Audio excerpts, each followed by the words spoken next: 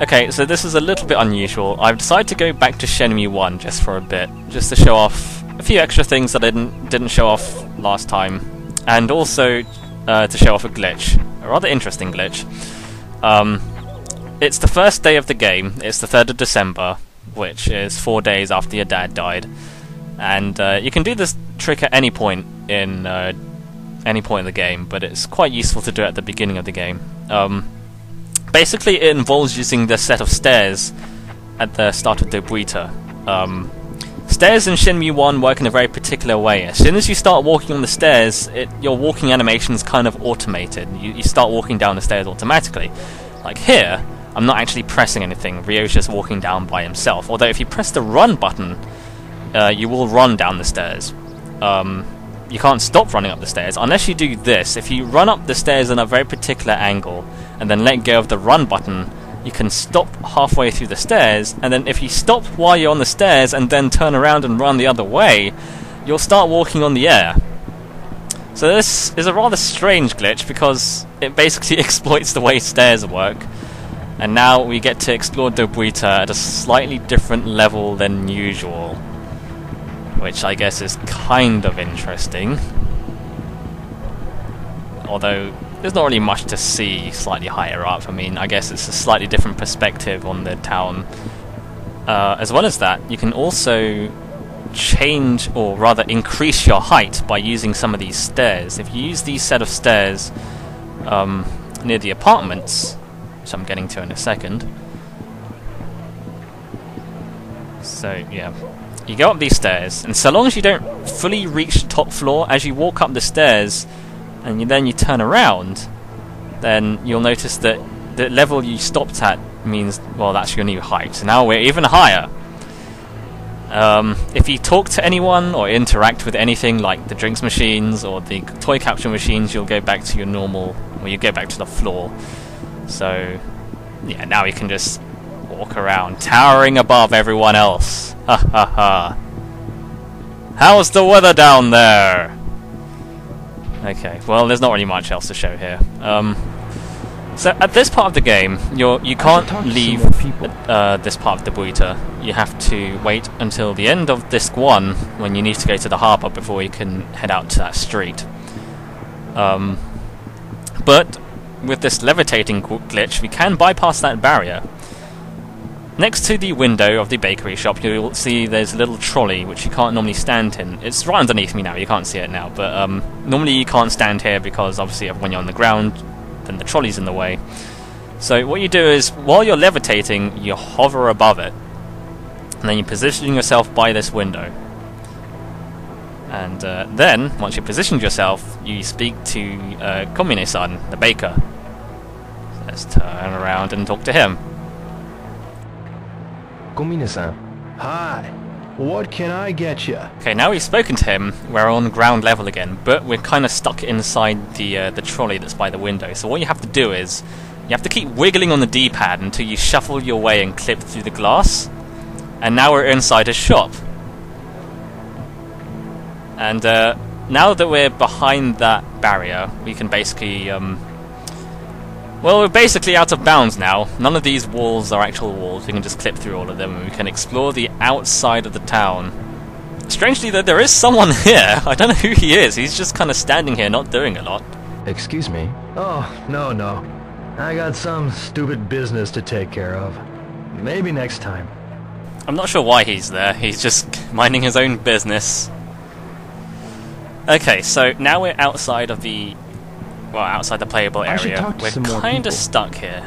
You can't go back through the walls leading back to the main road because you're not supposed to go through them, and it works both ways. You can't walk back into the road. If I try to go through that wall, like right in front of me, then, you know, the game just kind of stops me. If for some reason you get confused and frightened and you think, I want to go back, and you don't like being outside of the entire world, you can get back into the main game by heading around this corner towards the area where Sakura Gaoka is, and if you just kind of walk around that area, you'll hit the transitional point. If you can find the zone where you cause the next level to load, basically, then when you load the next level, then you'll be back on the ground and you'll be fine. And yeah, it's around here. If you wandered too close to the area here, then you'll load the next area. So instead, though, we're going to do something else. We're going to go around here, around the outside of the world, and then we're basically going to go to the other side of the road by the area where the bus stop is. You can tell where it is here. Here's the tobacco shop with the phone and the phone book, and there's the bus stop right there. So what you have to do is, when you're here, you just kind of hang out near this area, and you wait for a bus to appear, and then when the bus arrives, you can press A, and then you'll just walk back through the wall as if nothing happened, and then you'll put the money in, buy your bus fare, and you'll start disc 2, and you'll skip the entirety of disc 1, which is actually a pretty neat trick. So yeah, that's interesting.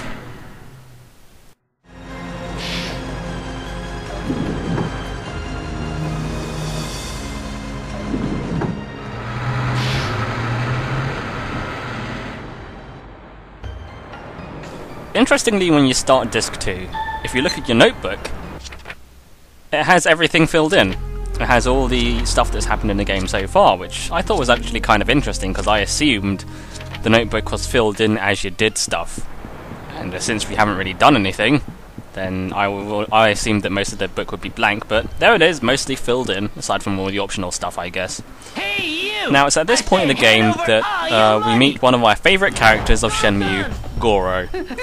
Goro is a cool guy because he has a cool theme song and a cool voice, and is generally an all-round great guy. Well, at least he becomes a great guy. He starts off as a bit of an asshole, threatening people at the harbour. Apparently he was expelled from school. That's what I read in a biography of him somewhere. Probably from the Prima Strategy Guide, or taken from that or something, I don't know. Right, so basically, if you remember, back in my Let's Play, if you can't remember what happened with Goro, Goro we met at the harbour. I have a question. And, well, we beat him up basically because he was threatening people, and blackmail is way uncool. So we did that. And then, and then he helped us get to warehouse number 8. And that was about all we saw of Goro. Because the next time we see him, it's in disc 3 when we're trying to find a job at the harbour. Which is kind of interesting, really, because it's quite a while since we see him, and then suddenly, out of nowhere, he's acting rather friendly to us. But there is actually an extra scene with Goro that I missed out on my first playthrough. So, let's say, if you remember, we're trying to get into warehouse number 8. So we go to this warehouse number 8, and we can't get in. Hey, you! This is a prohibited area. You can't be here without authorization. I wonder if there's another way in. Now, when he says, I wonder if there's another way in, most people will think, I wonder if there's a back entrance, so they'll naturally just go behind here, they'll find the box, and then use it to climb up to the window. But let's say that we're stupid, or that for some reason we never thought to use the box, because at no point in the game do we ever, like, push any objects, so you're thinking, well, why would I be able to interact with that box? Well, if for some reason you can't figure out what to do and you can't get into the warehouse number 8, and you eventually give up, go home, and you think, I'll come back the next day. The next day you come back, the game basically feels sorry for you for not figuring out how to get into warehouse number 8, and just outright lets you into warehouse number 8 with a little help from our pal Goro. Hey, bro! What's up? Not much, Goro. Not much.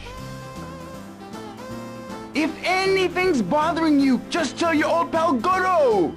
Well, I got a question for you. Hey, hey, hey! I demand compensation! Ah! All this friggin' stuff, it's made me trip and fall down!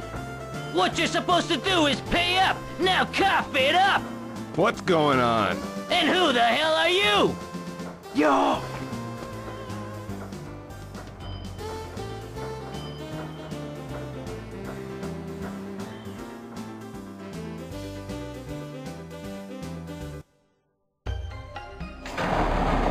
There must be some information here. And there we go, we're inside warehouse number 8. And I like that scene just because it's Goro being his wacky self. It's a scene that not many people know about because, well, most people figure out how to get in the back entrance of warehouse number 8. And you don't normally think, I'll just wait a whole day and see if anything happens, so... Yeah, I mean, I guess you could potentially discover that scene accidentally if you don't feel like going in warehouse number 8 on the same day, but... Yeah, there you go, it's a nice little extra scene. And after that, I decided to just dick about in Shenmue 1 a bit more, so here's some interesting stuff that happened. I didn't know you opened the truck here. My hot dogs are authentic American dogs, you know. Some love them, but some don't. You never know. Maybe they're too American for the people in Dobuita. But we got a lot of them American sailors here. And they really love them, man. Is that so? That's great, man. You want a dog too? No thanks. Maybe next time. Thanks anyway. Well, I'm glad the hot dogs seem to be too American, because you certainly don't seem to be. Honey-san. Hi, yo. I'm going home now. Goodbye. Tom is really excited about it, you know? If you want some hot dogs, come over here, alright? Okay, I'll drop by again. You're going home? But it's 4 in the afternoon! Oh, whatever.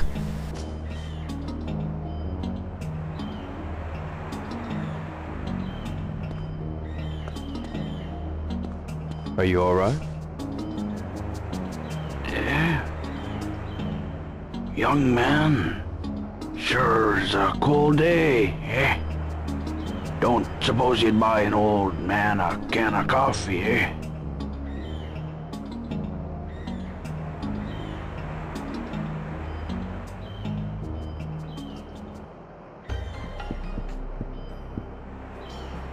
Oh, didn't you bring me a drink? No. Well then, you best go. Hurry up and get me one. Well, the homeless guy said he wanted a warm drink, because it's cold, it's like December and everything, but I'm sure he could do with something else. I don't think, you know... Canned coffee? That's kind of silly, really. I'm sure he'd prefer something else, like orange soda, yeah.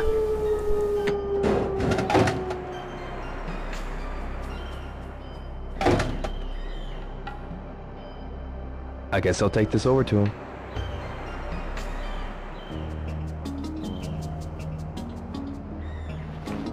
Here.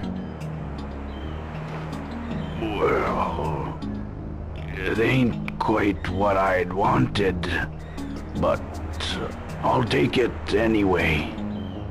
See ya.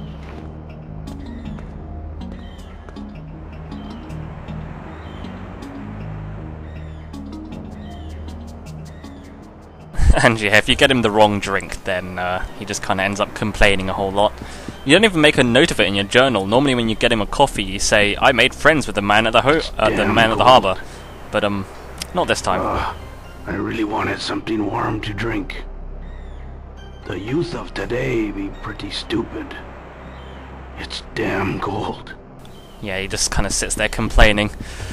I'm not sure if that stops him from appearing later on in the game. I couldn't be bothered to go to the 3rd disc and find out, but whatever. He really wanted a can of coffee. That kind of puts me in the mood for a can of coffee. Let's get one ourselves.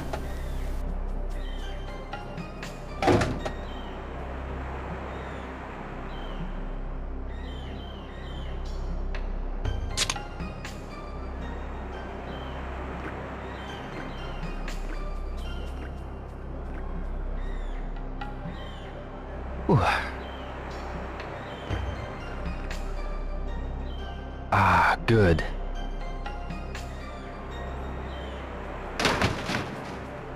Nice refreshing can of warm, hot coffee. And here's some other stuff I did while I was dicking about in Shenmue 1.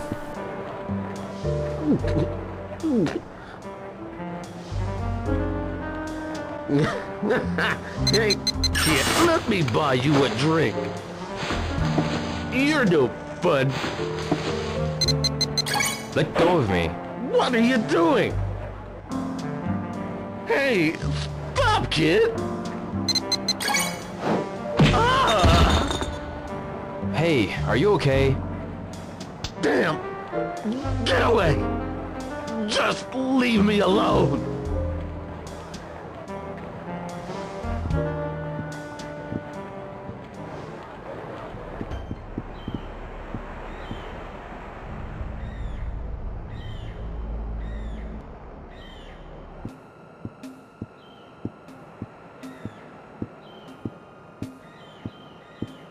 Mai, What are you doing? Mai, your sister's worried about you. Let's go home. Who the hell is this? Screw off, asshole! Kiss off! Bastard! Gotcha! I'm gonna kick your ass!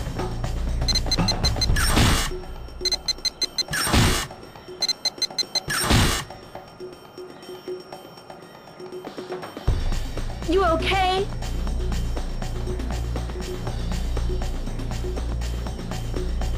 Friggin' motherfucker! I beg your pardon? Hey, let's go!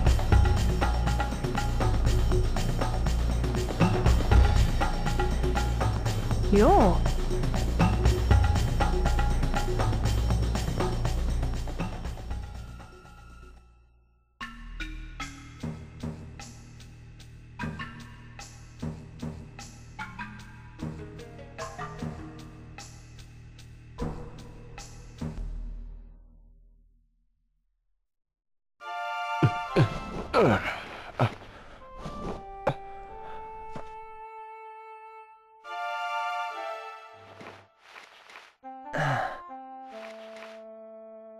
Just take it easy and rest today.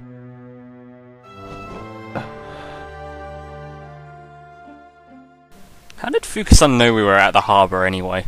Oh well. Sheesh, that's embarrassing, isn't it? Getting beaten up by girls at the harbour. Now when you wake up in the morning, you write in your notebook, I was careless, what's happened to Mai? So you think, okay, let's go back to the harbour and find out what's happened to Mai. And it turns out, not a lot really. When you go back, she's not there.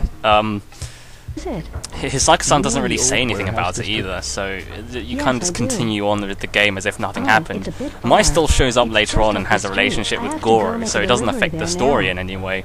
The only real advantage to that scene is that when you get Mai out of the when you beat up the schoolgirls and talk to Mai, you then go back to Hisaka-san to deliver the lunches at Hokuhoku Lunches to the old warehouse district. And when that happens, you find out that the shift change happens at 8 o'clock, which is you can you go there and sneak at 7, but if you go at 8 o'clock, which you find out is the shift change, then you have less guards there and it's easier, so doing that makes the stealth section slightly easier if you care that much.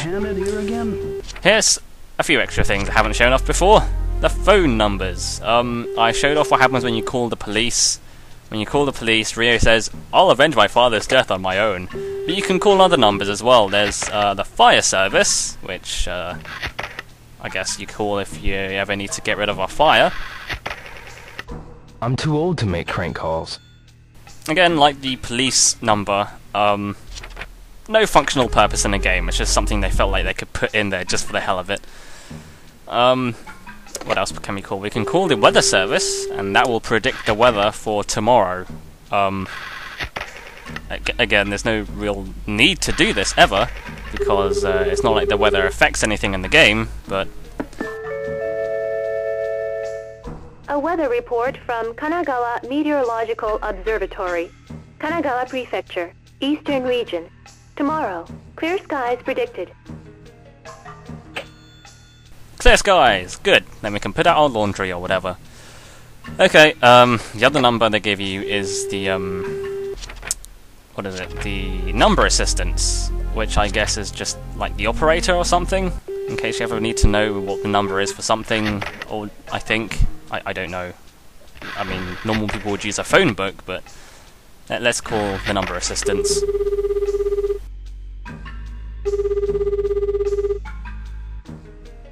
Hello, 104 directory information. Hello, 104 information. Sorry, wrong number. Oh, Ryo, don't ever change. One last thing, I suppose. We can call Nozomi. If you call Nozomi on the first day, like straight after your dad dies, then you get this conversation. I might as well show it off, because it's one we haven't actually heard before, or at least one I haven't heard before when I was doing my Let's Play, so here we go!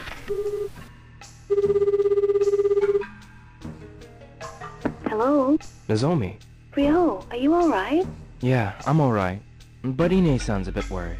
Nozomi, can you talk to her once in a while? Okay. I'll ask Grandma, too. She's been wanting to pay respects to your family altar. Thanks. See you. And there we go. That's a few extra things from Shenmue. I showed off a glitch, an extra scene with Goro, and a few extra little things that I didn't see on my Let's Play. I guess that just goes to show that there's a lot of things you can see in Shenmue, so I guess this game is good for, like, repeat playthroughs and whatever, but... well... this is pointless. Yeah, you said it, Ryo. End video! Hey.